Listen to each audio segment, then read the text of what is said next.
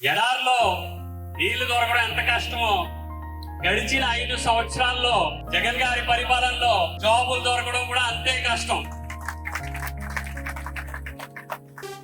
జాబులు దొరకక మన యువతి ఎన్నో ఆర్థిక ఇబ్బందులు పడ్డారు.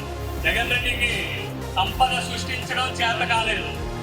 సంపద సృష్టించకపోగా అన్ని ఆర్థిక వ్యవస్థల్ని చిన్నాభిన్నం చేసేశారు.